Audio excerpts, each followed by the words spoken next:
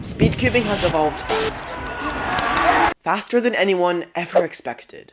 Records that were once thought impossible are now being broken every week. But behind all this progress, there's one question no one quite wants to answer.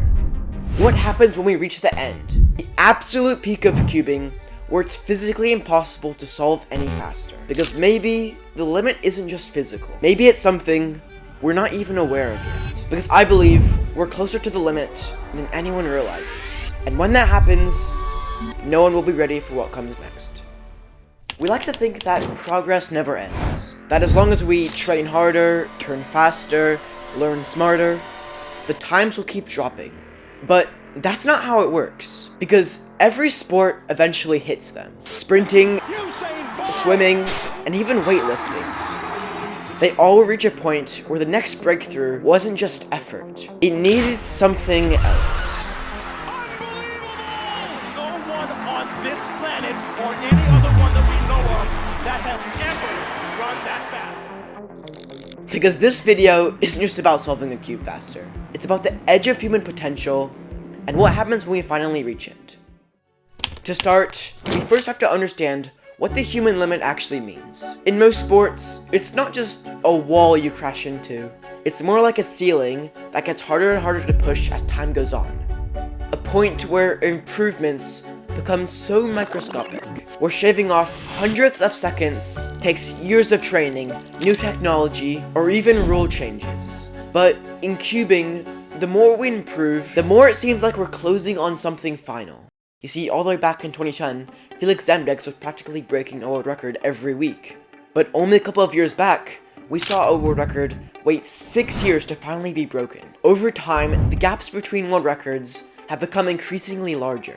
Now, this was always kind of expected, because the closer you get to perfection, the harder it is to improve. But what if that slowing progress isn't just a sign that we're reaching the limit, but a sign that we're looking at it the wrong way? You see, there was a time when people thought ZBLL was impossible, because it's a method with over 800 algorithms, where you have to instantly recognize the exact case and execute it under a second. But as people started to realize the limitations of CFOP, they started switching to ZB.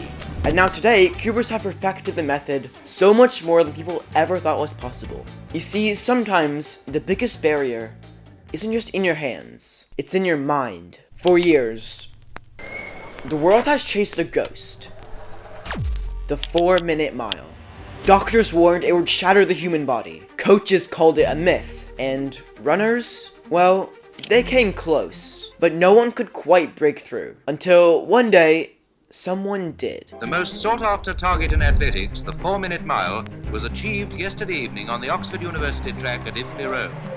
This was it, the final effort against the seconds that have kept him and many others from the 4-minute mile. Became the first man in the world to run a mile in under 4 minutes.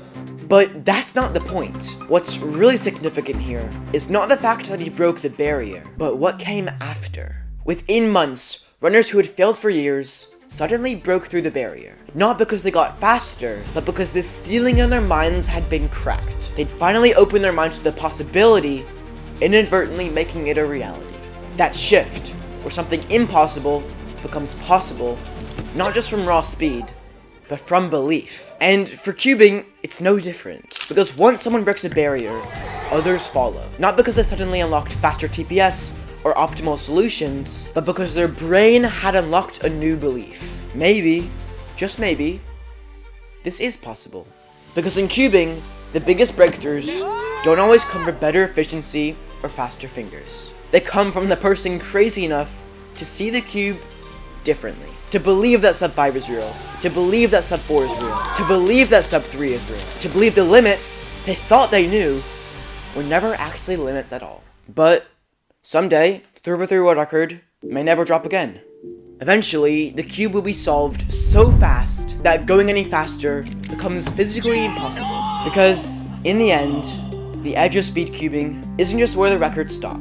It's where we start to dream about what's next. Because this whole time, it was never just about us getting faster. It was about pushing what we thought was possible.